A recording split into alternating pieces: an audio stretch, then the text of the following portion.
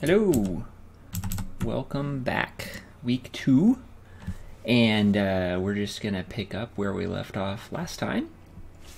For anyone who's joining us for the first time, this is a stream where we're going to talk about building games in Unity3D, specifically using a library called RobotArms, which is a very different kind of library than is the traditional way of doing things in Unity. So we're gonna go ahead and jump back into seeing what that looks like. So I'm going to go ahead and open up our project from last time. I'll get over here. So, okay, here's our project from last time. If you want to catch up on what happened last time, if you look down below, you'll see the link to the YouTube archive. So all the videos will be archived on a playlist on YouTube, so you can always go back and look at it there. In the meantime, we're going to keep moving forward. So where we left off last time, if we go ahead and we play this, we've got a player here, and we're able to, we've actually got a player and a ghost. They're both reading from the same input, but we're able to move them around.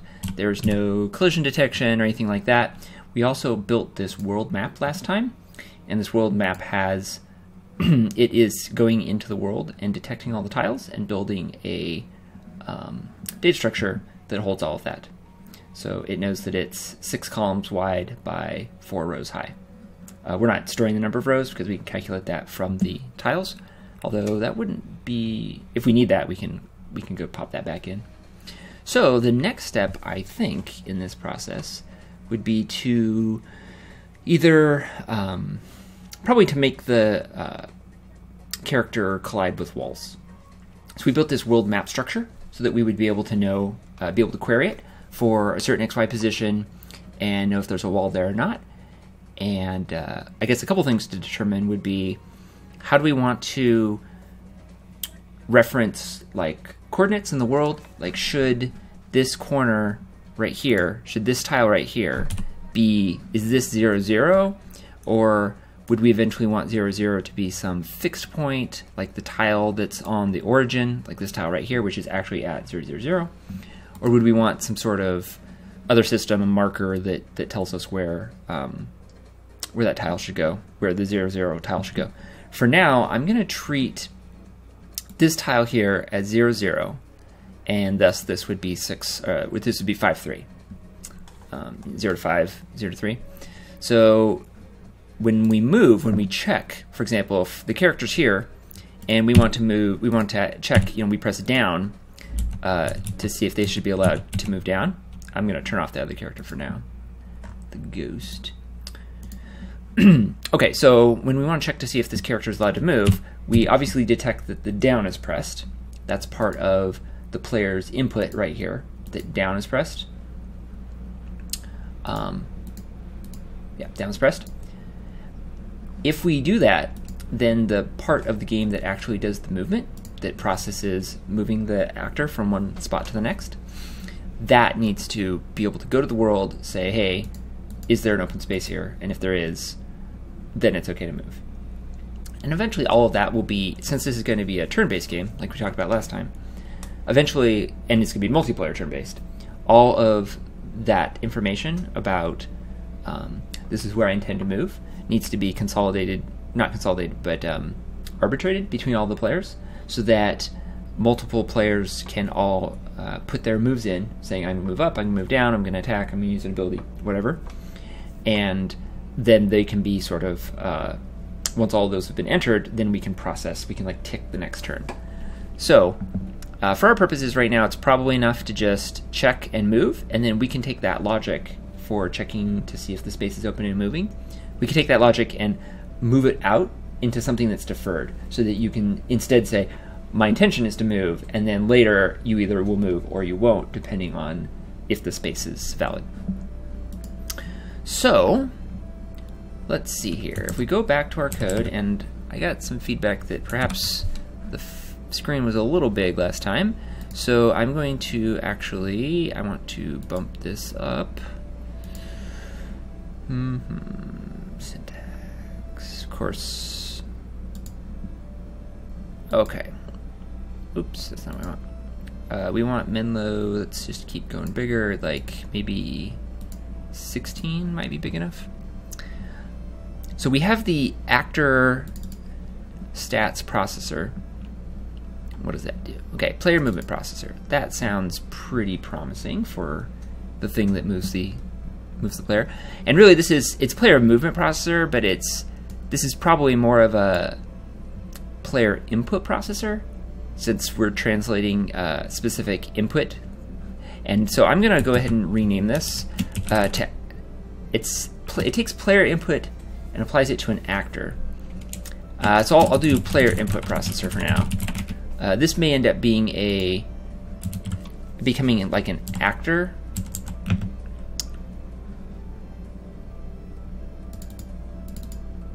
Oh, I see, we already have a player input processor. Right. This can be, right, so the player input processor, the current one, is actually checking the physical like keys to see if you press a certain key, and this is taking the input that you have entered and applying some change in the world. So it does take a player input. Yeah, at some point this is all going to change. So it's just like player action processor, maybe.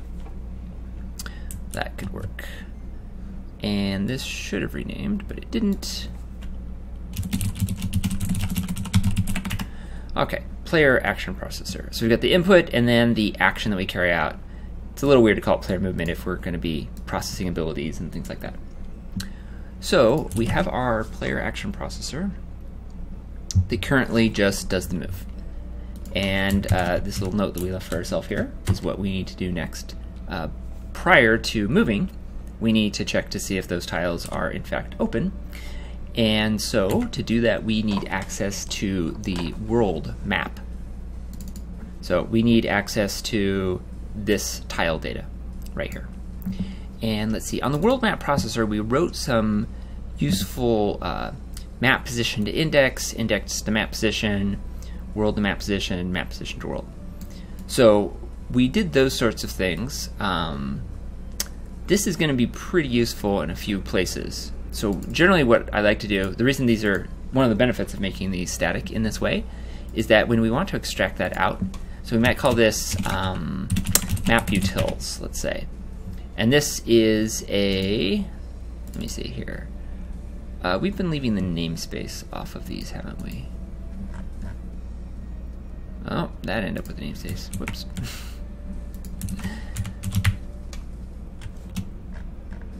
What's going on here? All right. Yeah, these shouldn't have namespaces.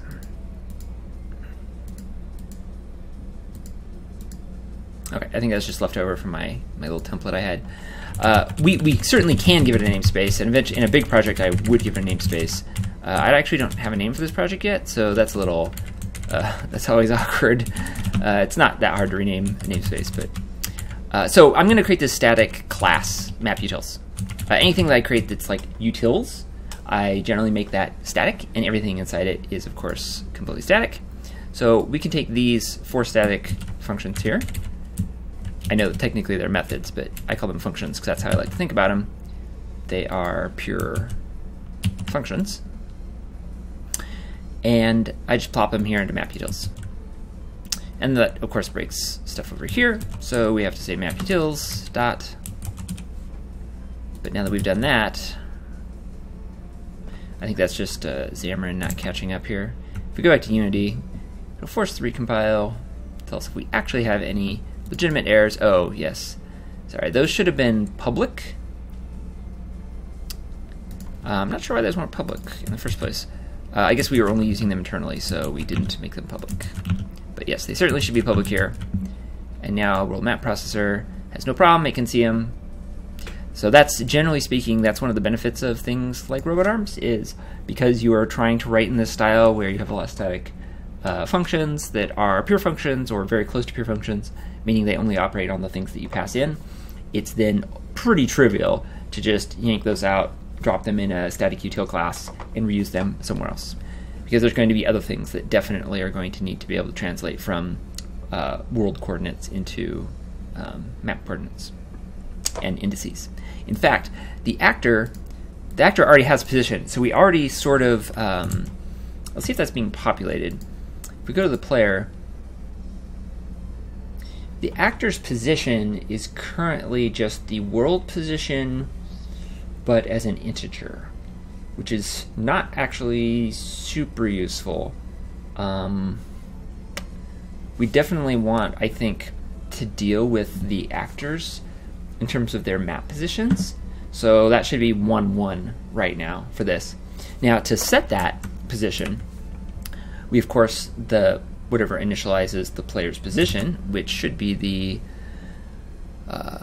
player action processor. No. Actor stats processor. There we go. Actor stats processor in its initialize is setting the position. But really, the actor stats processor should be setting it relative to the map coordinate it's at. Now, if we look at the map details, we have a world to map position, which takes a vector too. So it's something that's already in. Okay. So if we're going to do this, probably what we should do is this should be the world position, and if we want to maintain two of these, which I'm not entirely sure we do, we would then also have a map position. I'm trying to think of when are the cases in which we're going to want. So world position is useful because then when you translate by a certain amount, or if you want to know distance to something, you actually have the world position. But if we're logically comparing things on a grid, if grid spaces are all that really matters, like we might size the grid differently. We might make it 5 Unity units is 1 space on the grid. Then the world position kind of doesn't matter anymore. It's only the map position is all that matters. So what we might end up doing, we might change our world to map position to take a vector 3, or create a different overload that takes a vector 3 that's truly like your world position, like your transformed out position, and gives you back your map position. And we could use that at the beginning to determine where each of the actors are. That has to happen after the map is generated. All the map data is created, which means we'll need to make sure that the map processor, all this stuff that we did last time, runs first. And we have a lot of comments left over from last time. That was just us working through the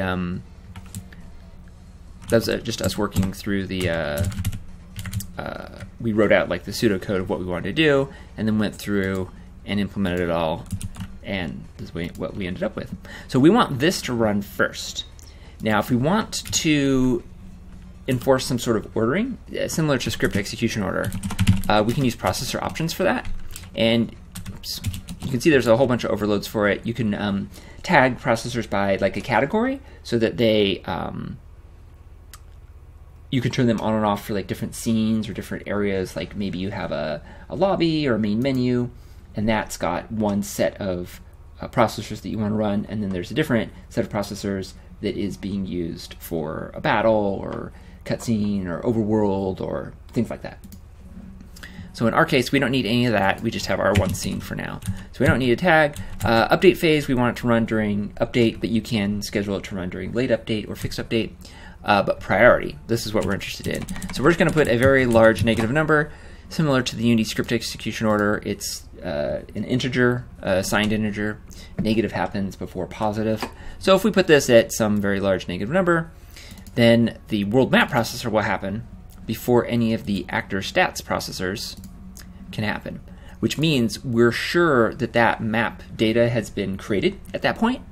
Now the map data is not available to us currently, right? Like we have this world map processor, it's great, it goes into the map and it sets the world offset and the number of columns and all that fun stuff. And while we're at it, why don't we just put this in here? I mean, yes, we can calculate it at any time, so it's not strictly necessary. Why is this not?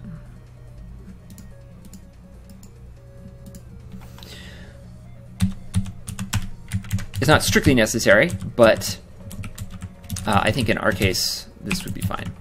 So we've got our number, all this data that we want to exist. But this world map data, it's just hanging out in Unity here. It's just a component on a game object. It's just sitting in the scene. We need to be able to get at it somehow. This is where the blackboard comes in. Now, up to this point, we haven't had a blackboard. We didn't use one at all last time. The blackboard is a way, a place to put things where processors that need to share some data can stick that. Now, generally speaking, you do not want processors, certainly you don't want them directly like having references to each other. They're meant to all be individual. So they communicate through shared data, and the shared data is generally in the form of components, such as actor stats or player input or the world map component. But sometimes there's things like, it's very common, like, hey, a lot of different things are going to need to know the contents of the map so that they can make a decision, path find, target something around a corner, check for line of sight, all those sorts of things. So it's pretty reasonable for us to go and create a new component, a blackboard, and I'm going to call this just blackboard. It's any class you want. There is absolutely no restriction on it. In fact, the type of this component slot right here is of type just monobehavior. And I'm a little actor stats does not contain a position. I must not have saved a file. Okay.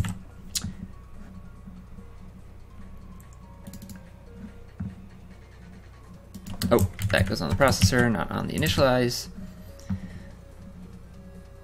So we bump that up there. Okay, so now on our RobotArms, we should be able to drag our blackboard in here. So now, any of the processors, of which we have, 4 or 5 at the moment, the tile, world map, player input, etc. I actually figure what tile processor does. Oh, it just sets its own position. Right. That is what uses this? The world map processor uses this position. So the tiles set there. I'm trying to remember what we did last time. It's been a while. The tiles set their position to be, or they record their world position, and the world map processor uses that world position to then sort them and put them in the right order. So I think for our tile, we want to have a world position and a map position, and the map, when it's done, the map world map processor can go and set the map position of all the tiles, because the tile, like, it's where the map starts depends on where the tiles are. So we have to figure out where all the tiles are, and then we can say, oh, by the way, you tile, you're 0, 0, or whatever.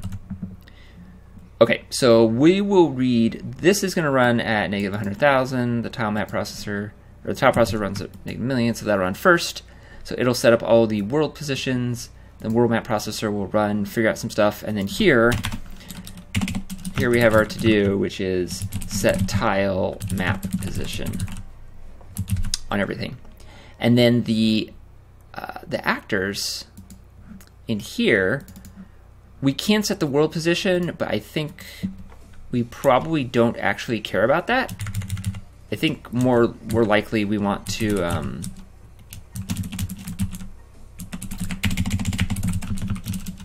go set the map position of all of our actors and operate exclusively in map position, including things like tweens and whatnot. Now, obviously, if you're tweening, you have to have a world position at some point, because your tween library is not going to understand tiles, move to 3, 2. That doesn't make any sense to well, it'll be Unity world units instead of your tile.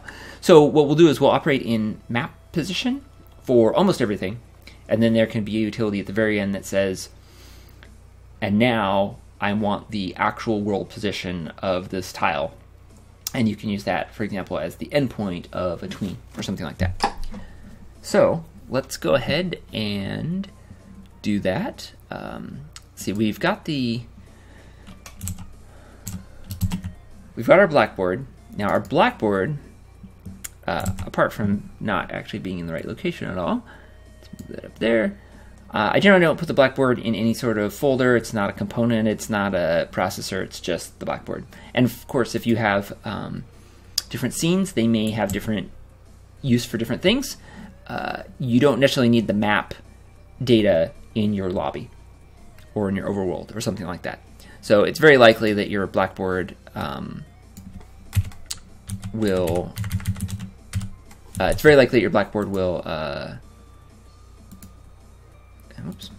have multiple blackboards for different scenes. And my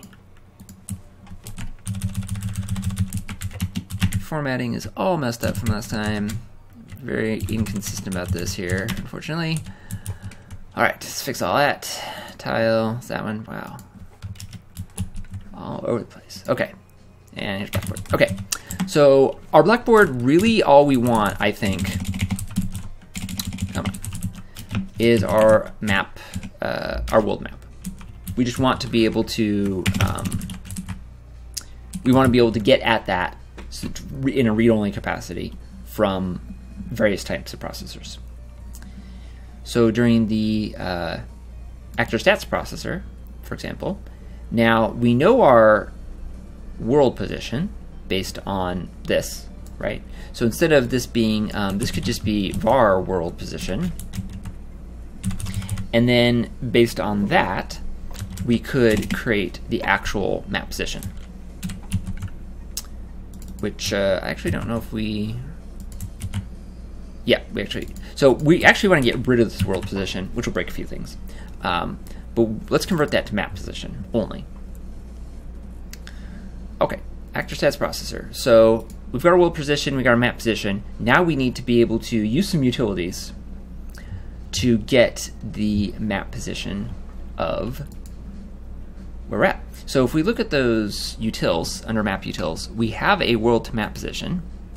We have to pass in a position and an offset. That offset is stored on the world map. So we have a world offset. So we can pass in our current position, the world map's offset, and that will give us a map position. So let's see what that would look like. We'd have map utils dot world to map position. We'd pass in our position, which is the world position, and the offset, which we get off of the world map component. Now that world map component we get off the blackboard. So every processor has a get blackboard method. Now this is generic because obviously RobotArms doesn't know the class of the blackboard, and we don't want you to have to inherit from anything because there'd be no interface for that. Like there'd be no way for RobotArms to know what fields you want to have on your blackboard. So you do need to provide the type of the blackboard. So we can say get blackboard. All it does is it takes the object and it casts it to that type and it hands it to you. So here's our map. This is the same map that we plugged in over there. And now if we say map offset, map.offset, the world map component contains, actually, why is that happening? Map is our, oh, sorry, this is our blackboard. Blackboard, that makes a lot more sense. So the blackboard holds the map, which has the world offset. So this will give us our position on the map.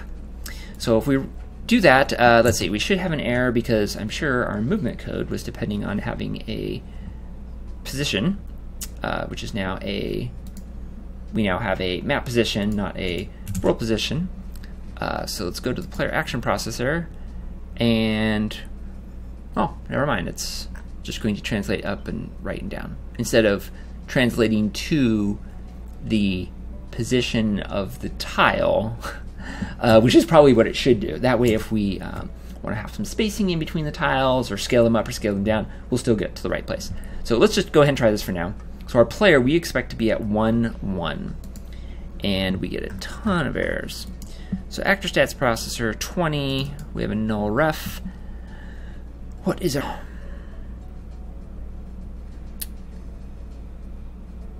So our map position is world position, the blackboard's the map on the blackboard. Search our blackboard, we hit play, nothing appears on the blackboard. This is null, so of course when we dereference that, we get a null reference exception. We need to actually stuff the map into the blackboard. So we'll do that at the end of setting everything up. We'll get the blackboard.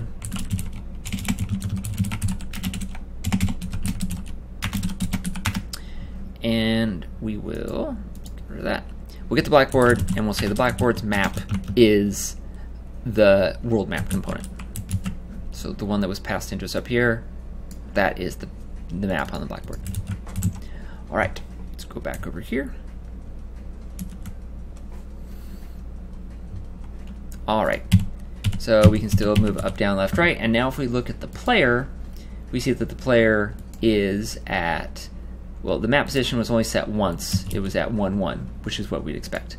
If we were to take the player and move the player, I don't know, over here, then we'd expect them to be at 0, 1, 2, 3, 4, 1 would be their position. So we'll go ahead and hit play. And their map position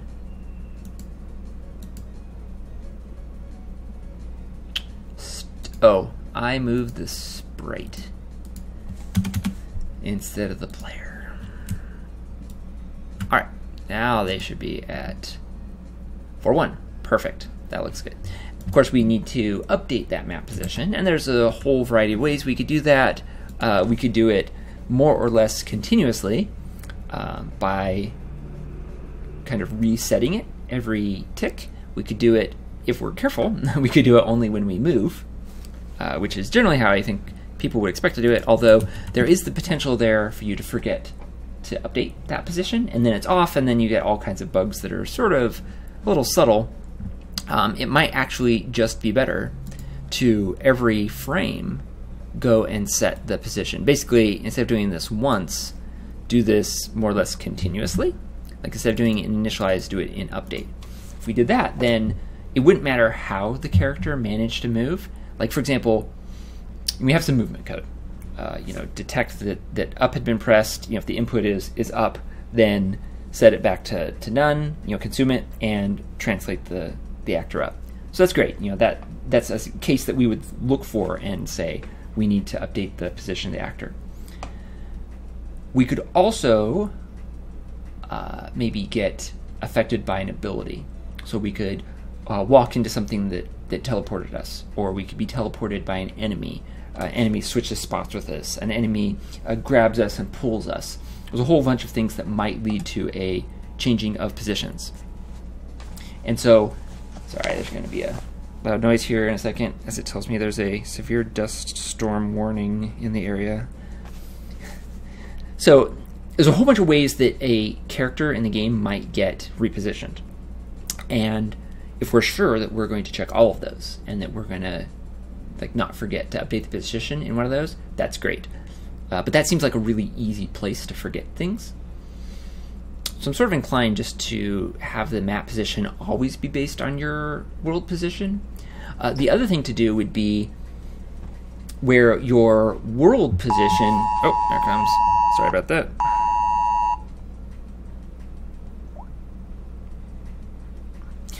The other thing that we could do is we could make it so that your world position is always based on your map position. So you have to change the map position to change the world position. The trick there is the way in which, let's say that we made it so that you update your map position. So you go from 1, 1 to 2, 1. You're here, you're in the scene, you've got your XY, it says 4, and if I type in 3 and I hit enter, boom, you snap to the correct world position. That wouldn't be hard. In fact, that's almost trivial. Let's just do that. Process. So we're given the actor. Okay, and then we'll just say the entity's transforms position is equal to the stats translated back to world coordinates. So we need to take the stats plus the offset of the maps. We're going to need the blackboard.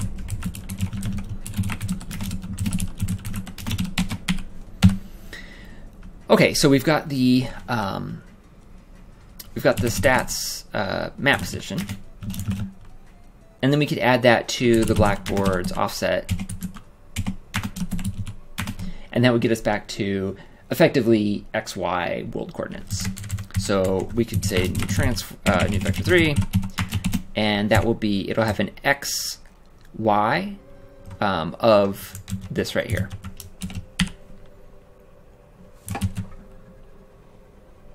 Oh, this is a vector 2i, right. We don't have an implicit conversion. You can write an implicit conversion operator for your types. I have not written that for our vector 2i. That would allow us to pass a vector 2i in where a vector, say, a vector 2 is expected, and it would create the vector 2 for you. That'd be pretty handy here, because then we could pass the vector 2i in, and it would just convert it to the, pass the vector 2i in, it'll just create the vector 2. So we'll just say, this is the world position is that, and so this is the new vector 3 is the world positions X, the world positions Y,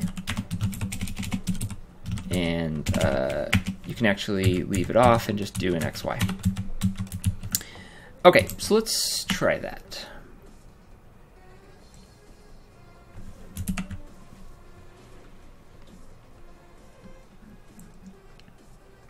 Okay, so we're at 4-1.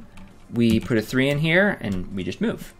We put a 1 in here, we just move. So that seems to work pretty good, right? We're updating our map position, we're moving around. That's great, you know, we can do the Y as well. Go 3, you know, go 30, and we're, you know, way off the screen.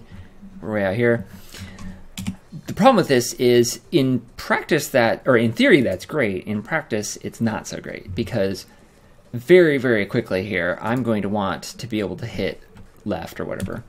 Let's say we're here. I want to say move up, right? So I'm going to go to 2. I don't want to just snap there. I want to like tween. Like there needs to be, it'll be a very subtle tween. It'll be very quick, but there will be a little bit of tween type thing. If you, for example, you're here and you get grabbed, let's say there's an enemy right here that can grab you and pull you in. They're going to do some sort of effect, whether they animate, whether they actually have a sprite that animates over grabbing you or whatever. They might just do an effect on you, and it might be very likely that we want the character to actually slide across the screen instead of just snapping.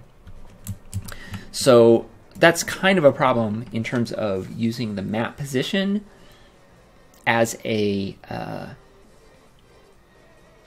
mean, it's really nice to have the map position drive everything. But as soon as we want to say, I want to move from this place to that place, but I want it to have this kind of a tween and take this much time, or I want it to be instantaneous after a little delay, like there's now a whole system around it.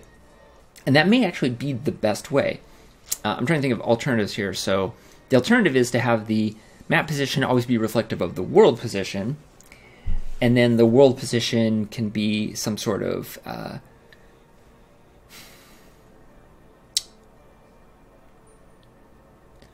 like, there's also other problems we're going to have, right? Like, if the world position is always set off the map position, there's no decimal part of the map position. It's 3 or 2 for the X. It's not, there's no 2.5. So you're either here or you're here. So tweening between those is pretty difficult, right? So we need to be able to say, like, hey, I'm in transition right now. So if I am tweening, if I am translating, don't enforce this anymore. And maybe that's the one place where it's really okay to have the world position not be driven by the map position, would be like during a tween, and then wherever you end up, wherever your map, like when you're all done, you can turn that flag off that says I'm being tweened, and at that point your world position is driven by your map position. But if every time you move it's under a tween or something like that, it kind of seems like setting your world position to your map position will never actually, like, you'll never just, like, it's really cool in the editor to just be able to be like, to move you to somewhere, to be able to be like, where would 5.5 be? And you can just type it and you go there. It's really cool to be able to do that. It's very quick feedback. It's very convenient for that. But in terms of like practical, like how the game will actually run, I don't know if there's any benefit to having the map position drive the world position. And I think it's probably better to have the map position be derived from the world position. So if you're a little bit off, if you're, for example, you know, you're, I'm gonna move the sprite because I can't move the player because it's being overridden. But let's say that you're tweening and you're here, you're in the same logical like spot still. And then when you cross over, now your location will flip from here to here. Now that should never matter. This is turn-based. So you'll start your turn in one spot and your turn in another spot, and no other actor will take any action in between those. So I actually don't expect that to really ever matter. It is convenient to have the map position here to query things like how far away are you? Are you within range? I think all of the abilities and everything will be listed out in terms of map spaces or shapes on a map like a cone or a line or something around you. The 9 spaces around you.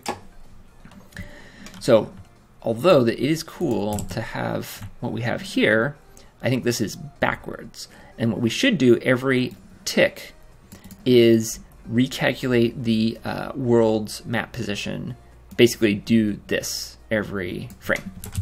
So I might just take this, put this in process, and let's see here, world position. We do pass in the world position there. Okay. Yep. So let's go ahead and do that. We just basically moved it out of process, or out of initialize into process.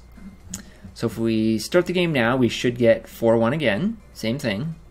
Okay. And now if we take that player, we can move the player and we should see the actor. We can see the map position moving around. So if we want to know where 5-5 is or something, we can still just drag the character around until they're in the right spot. So we still have a lot of that immediacy. Okay, so that's how our actor stat, and this is for actor stats, not just for players in any way. So the same thing works for a prop, for an enemy, for like a, say there's like a trap, like a wall that opens and closes, or like a boulder or something like that. This same system would work for all of that. Okay, so we've got our world map. I think probably in here what we should be doing is, instead of translating one unit in a certain direction, which basically assumes that your tiles are all one unit, which at the moment they are, but that is not a assumption that I think will hold up very, very long, especially once any sort of real graphics are put in. Who knows what we're going to want the tile spacing to be. It'll be an even unit so that we can do like nice snapping and everything, but we may end up making it 2 or 10 or something like that. So what we probably want to do then is we want to take the actor's position. So we've got the map position of the actor, and if we're going up, we want to go to that position +1 on the Y.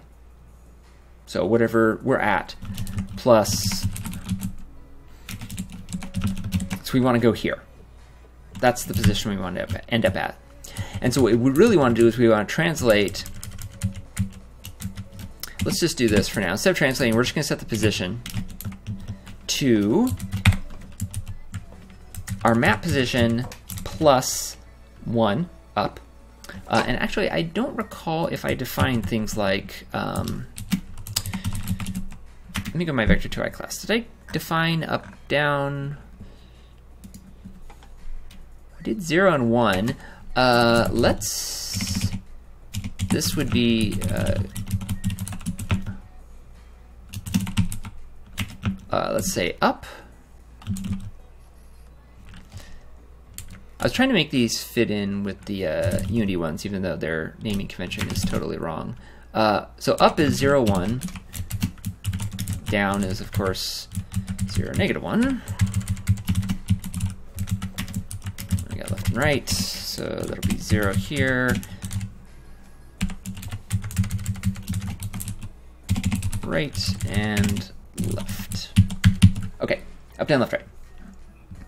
So we can use those now instead of, that'll be just a little bit more readable here. Since we have input type is up, saying it's our new position is our map position plus up is pretty good. Now we of course need a map utils map to world, and that will give us a so that's map coordinates to world. Slightly questioning the utility of. So you take a map position and we get back a world position. The only times where we really need that, I think almost always, we actually want, if we're not going to store the XY position, if we're usually going to be basing it on a vector 3, I think we probably are much more likely to be in this sort of situation. So back over here in our actor stats processor, basically all this stuff that we did, I think we could bake this in to the utility. I think that would actually be really useful.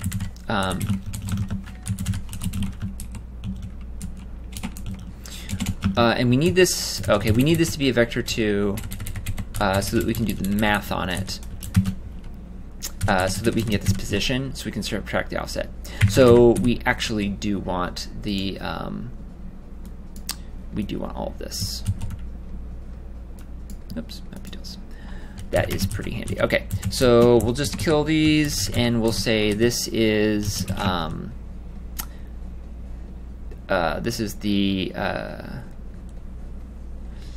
if vector 3 is our position, then this is our what's a good word for that?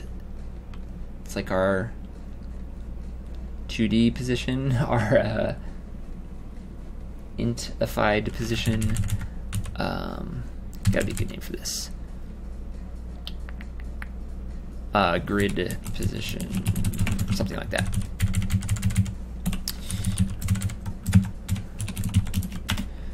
Okay.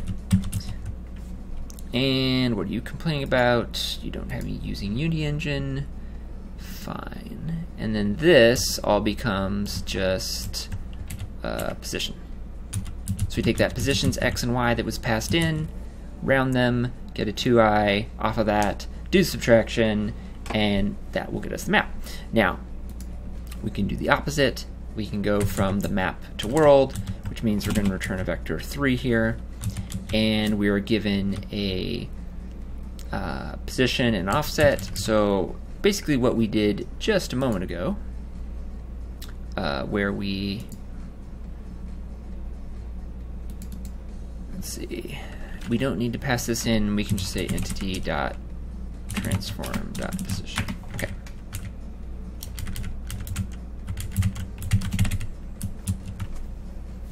Okay, so just a moment ago, we were looking at, we created a new vector 3 out of, where did we, we created that, we deleted that code. Okay, so we created a vector 3, this is where I talked about the implicit, would be handy. So we're gonna have a, so our world position is in a vector 2 is our position plus the offset. There will be a scale factor as well for a lot of these things that'll have to come in here, but for the moment at least we don't need that. So we'll take the world positions X, world positions Y, and there's no Z. So that's what we'll return. Okay, so world to map and map to world. So now we can say map to world and actually pass this in, and that will give us back a world position. And this of course should be vector 2i.up.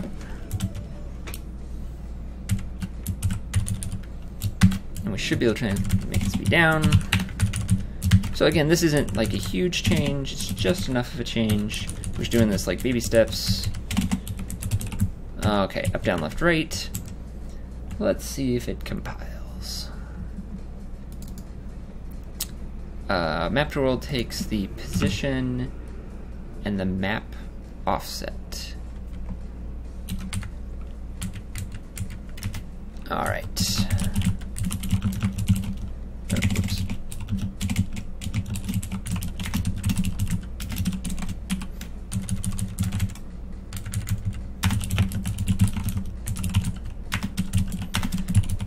We're gonna need that several times. Let's just give that a name.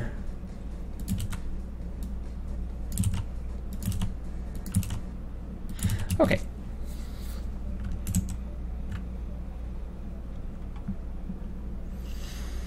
Best overloaded match for world to map position has some invalid arguments.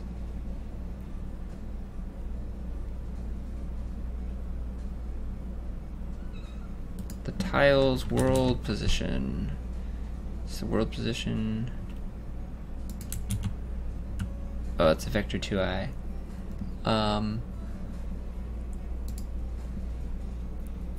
So because we have world map position and we're doing all of the like, I don't actually think we care about this anymore, to be honest. This whole tile processor, because what this is doing right here, we're just going to do inside the map utils now. So we don't need that at all. Alright, so that was happening back here. World map position, we'll just take the tiles position.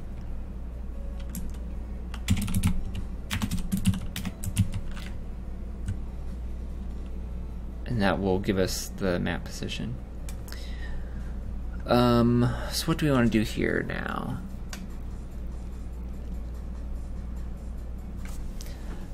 Alright. We are still using the world position as an XY int, as a vector 2i. We are using that to do things like ordering. Although there's no real reason. Well, there's no real reason we can't do that off floats. It's just when you get to things like this, where you're comparing, you never actually want to do direct comparison on floats. Because of floating point rounding errors, you get little problems. So you have to use a, is approximately kind of a function, where it says, hey, if they're within some very small variance, they're considered the same. So rounding them is obviously a lot nicer before we do this. The thing is, we only need the... So we have tiles. If tiles set their map position based on their world position every frame, like, I feel like this right here, we just put this in tile processor as well, except they're never going to change. So, and we don't know their map position until after the map has been created. So what we actually want to do is we want to put this in here. We want to say the tiles map position is the world to map, and this happens after the map gets generated. So we only need the sort of raw 2D version for maybe sorting.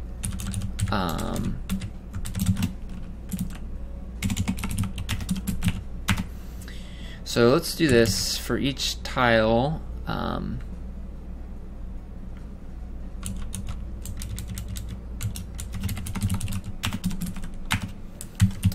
This will also work. This is where we have to do a mathf approximately and say, are these things the same?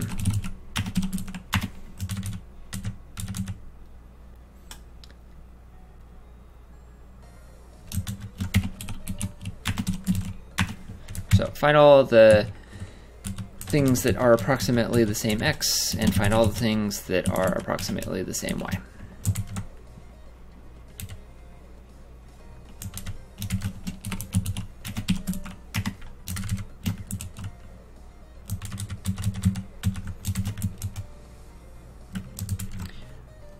And I must have forgotten a parens, or yeah, parens. Okay. Get that to stop yelling at us. This, you don't use the equal sign anymore, you just pass in 2 arguments. Okay, so if the 2 are approximately the same, then that counts the number of rows and columns. So our world offset is the rounded, like, vector 2i position of the tile 0. So if we look back at our map utils, we were doing this right here.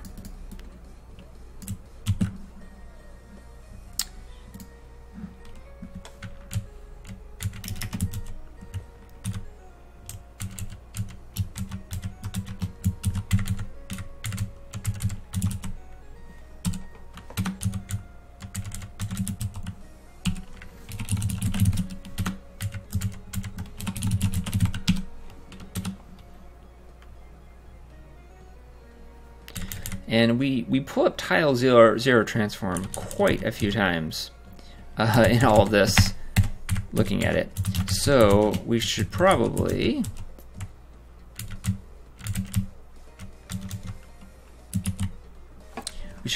just snag that away. We should say like I don't know, call it first tile, reference tile, offset tile. Origin tile, I like that. So origin tile is tiles at 0. So this is like origin tile position, and that's tile 0's position. And then we can grab this everywhere we had that. So replace those, replace those. Okay. A little nicer, and let's see if this actually still works. It's always nice to test that.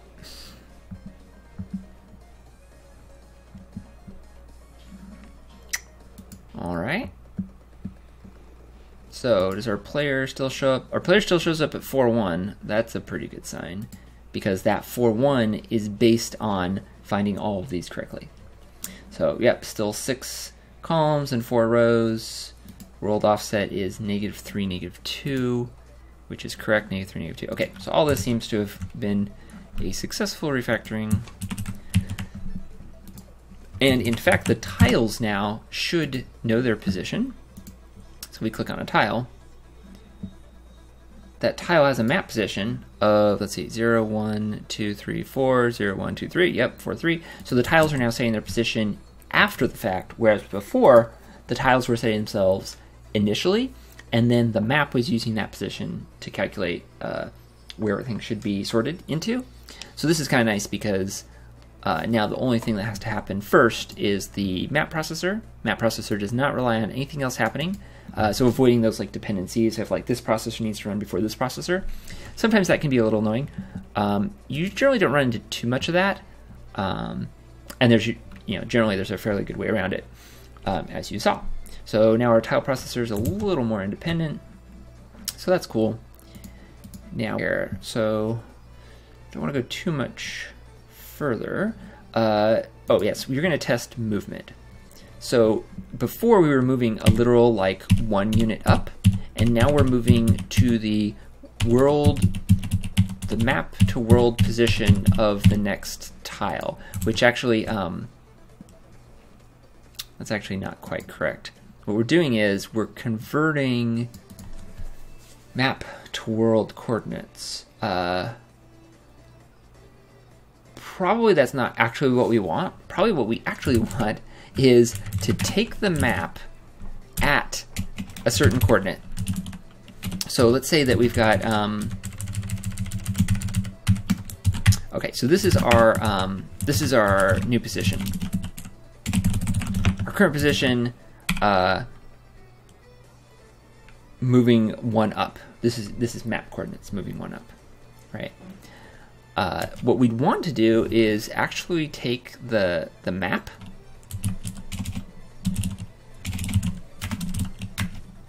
tiles at that new position.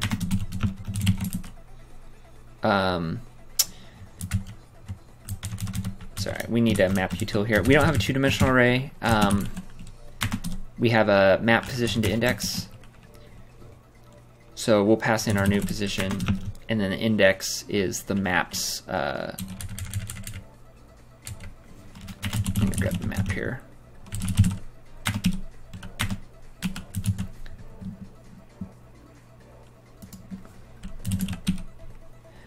They want the number of columns.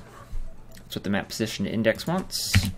Again, it's static, so it doesn't remember any of that stuff, be very tempting to make that not static, but don't do it. It's a trap.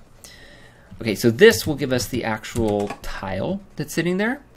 And what we really want to do is just to move to its XY coordinate. Right, this is like our target position. This is what would allow us to have tiles of differing sizes and not have that be problematic, because the tiles are spaced out, or they're 10 by 10 Unity units per tile. Well, you just say, hey, I want to move up one tile. Where is that tile? And then I'm going to move there. So we could say that our new position is a new vector 3. The reason we're doing this is we only want to copy over the X and the Y from the target position, because if we set any sort of Z for ordering, we don't want to mess with that. Target position, oh, that's a tile. This is a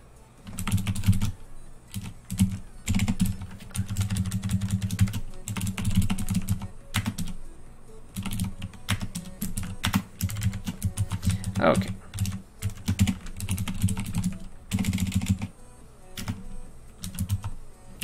Okay, so we can grab the target tiles, transform position, and go from there. All right, let's see if this works for up. Oops. Okay, so I moved up. Now, just for fun, I'm going to take this tile and I'm actually going to move it up here. So this tile in the array is the tile that's right above me. So when I move up now, wherever that tile is, I'll move up. And this would allow you to do things like have a space that when you move up, like they're connected, and so like you up actually skips over the space. So if you want to have like little train bits or something, it wouldn't be hard to, certainly if we just wanted to separate these out a little bit, we could. There's going to be a little, I guess there's sort of, this should actually work. Nick's out of range. Okay. There's going to be some problems because there's still other things that assume. There's things that assume like a rounding. Yeah, right here. That your world position can actually become your world position is going to be consistent and whatnot. So that can be all worked on later. The cool thing here is that all the actor needs to know is, hey, when I move, I jump to the tile that's in the array, wherever that tile happens to be. That's kind of the, whoops, that's the part to work on here. Okay, so that's our new position, and then this goes and it finds the tile and assigns it. So this is going to be exactly the same for every single one of these, up, down, left, right, whatever. So that feels like a fantastic candidate to be extracted, except extract method's not working. Alrighty, we'll just go down here and do it ourselves. So this is going to be a static, let's do a vector 3, that'll be the final output, and this will be the, we're going to call this, I don't know what we're going to call this. Let's see, we're going to take a, let's look at the code first, remind ourselves what we're doing here. So we're going to be handed in the tiles. So we're going to be handed the tiles. We are going to be handed a vector 2i, which is the position.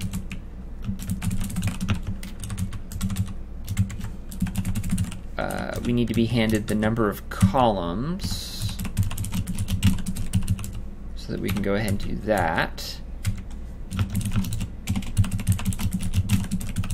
Let's see. We're going to return this, so this is actually going to come up here.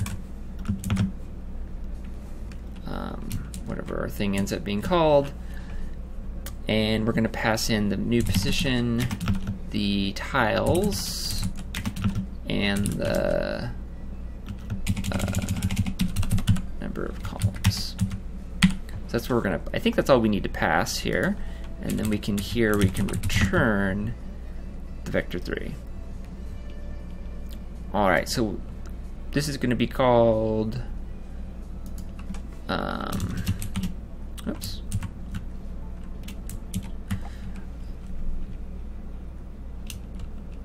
Get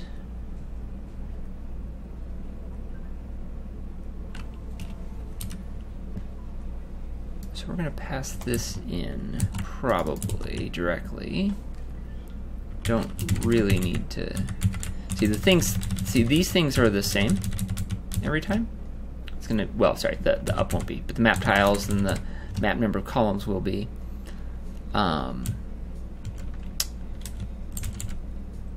Even this is the same. Really, the only thing, it'd be nice if that was the only main parameter. Without just passing in stats and map though, which is a little yucky because it's a lot nicer to be explicit about what you're passing in.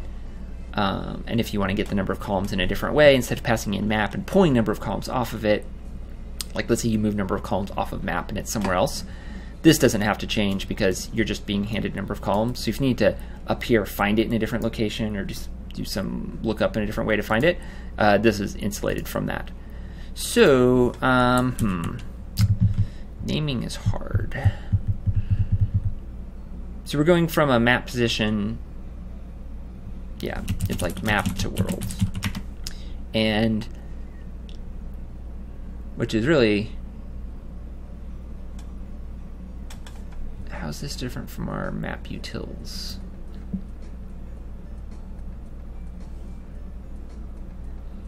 Oh, because that's,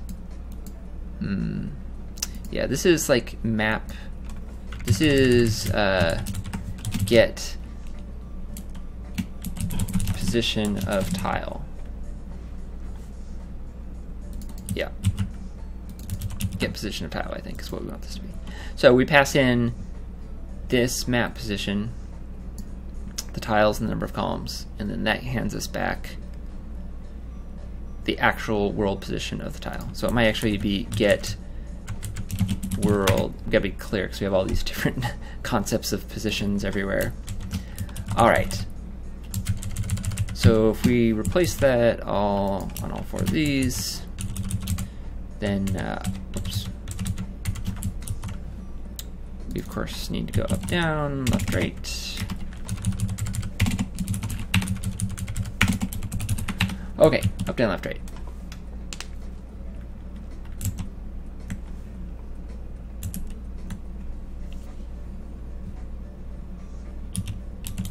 Okay, so that's all working, and we can do things like, now it works in all directions, so if I say left, I'll go there. Yep. Okay, that seems to work. So that was a lot of changes and whatnot for what seems like not a tremendous amount of forward movement.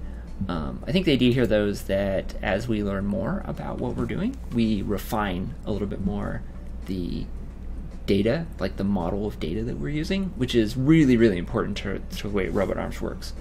You can just kind of like keep throwing functionality at things, and you end up with these, you know, components that are big or are intertwined in various ways that can be really icky and hard to work with later. So keeping your components like very isolated, very clean, having all the processors doing like their single thing, you know, the tile processor just does its one thing, and the, you know, actor stats processor does its one thing.